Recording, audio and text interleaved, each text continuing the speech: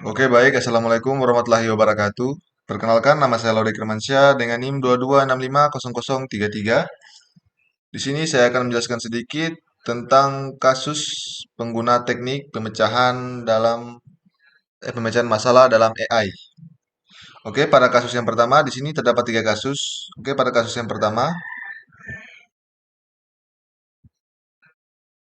pertama yaitu kendali robot autonomi. Kendali robot autonomi adalah teknik pengendalian robot yang dilakukan dengan menggunakan algoritma atau peraturan tertentu yang memberikan perintah pada robot untuk mengikuti arahan atau perintah yang dibutuhkan. Cara ini memungkinkan robot untuk bekerja secara mandiri tanpa perlu pengendali manusia. Robot otonomi biasanya digunakan di bidang industri, pertambangan, dan bidang lainnya untuk melakukan kegiatan yang membutuhkan presisi dan ketepatan yang sangat tinggi. Algoritma yang digunakan untuk kendali robot ini dapat menggunakan pemodelan dinamis atau statis, pemodelan statis, serta pengenalan objek atau pengukuran position. Contoh kendali robot otonomi. Di sini terdapat contoh robot otonomi yang terdapat empat. Contoh kendali robot otonomi dapat ditinjau dari beberapa contoh penggunanya pada bidang tertentu, yaitu pada bidang pertanian, di mana robot otonomi dapat digunakan untuk pada sektor pertanian untuk mengontrol sistem pengairan dan sistem irigasi pada lahan pertanian secara mandiri. Robot dapat memantau kondisi lahan, mengontrol sistem pengairan dan sistem irigasi, serta menyebarkan pupuk secara efisien dan efektif. Yang kedua, manufaktur, di mana robot autonomi dapat digunakan untuk industri manufaktur seperti memproduksi secara mandiri dan dengan efisiensi yang tinggi. Robot dapat diprogram untuk melakukan tugas tertentu, seperti pemotongan, pengelasan, dan pengemasan produk dengan presisi dan akurasi yang tinggi. Perawatan rumah sakit, di mana robot otonomi dapat digunakan pada rumah sakit dan fasilitas kesehatan lainnya untuk meningkatkan kualitas dan pelayanan dan pemantauan kondisi pasien. Robot dapat diprogram untuk memantau kondisi pasien, mengontrol sistem pengolahan obat dan peralatan medis, serta mengambil sampel DNA atau organ tubuh yang diperlukan untuk pemeriksaan atau analisis. Kemudian yang keempat yaitu eksplorasi ruang angkasa, di mana robot otonomi ini dapat digunakan pada eksplorasi ruang ruang angkasa untuk memantau dan mempelajari kondisi Antartika serta mengumpulkan data yang diperlukan untuk penelitian ruang angkasa dan robot untuk dipelajari.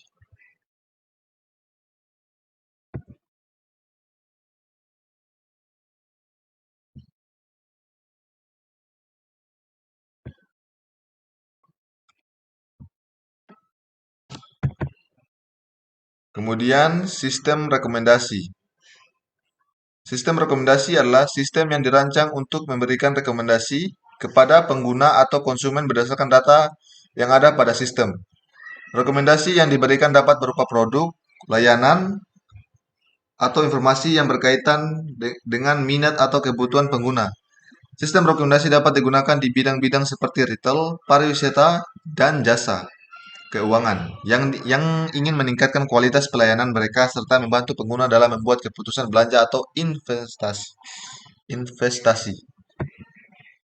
Selanjutnya, contoh sistem rekomendasi yaitu terdapat tiga contoh, yaitu yang pertama sistem rekomendasi di Amazon. Amazon menggunakan sistem rekomendasi untuk memberikan rekomendasi produk kepada pengguna berdasarkan sejarah pembelian, produk yang berkaitan, serta minat dan selera pengguna. Tujuan dari rekomendasi ini adalah untuk membantu pengguna dalam menentukan produk yang sesuai dengan kebutuhan dan minat mereka. Sistem rekomendasi di Netflix. Yang kedua, Netflix menggunakan sistem rekomendasi untuk memberikan rekomendasi film, serial, dan acara TV kepada pengguna berdasarkan sejarah, tontonan, dan tipe konten yang mereka sukai. Tujuan dari sistem rekomendasi ini adalah untuk meningkatkan kualitas konten dan meningkatkan kepuasan pengguna. Contoh yang ketiga yaitu sistem rekomendasi di Spotify. Spotify menggunakan sistem rekomendasi untuk memberikan rekomendasi musik kepada kepada pengguna berdasarkan sejarah streaming dan musik yang dipesan pengguna. Tujuan dari sistem rekomendasi ini adalah untuk membantu pengguna dalam menentukan musik yang sesuai dengan selera dan mood mereka.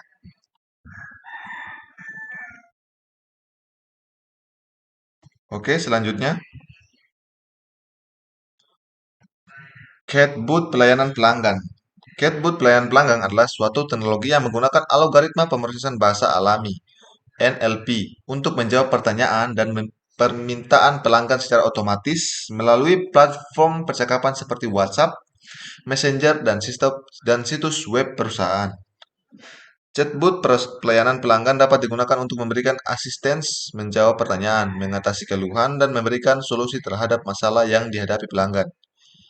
Chatbot pelayanan pelanggan mampu mempercepat time to resolution dalam kasus konsumen dan meningkatkan kepuasan pelanggan.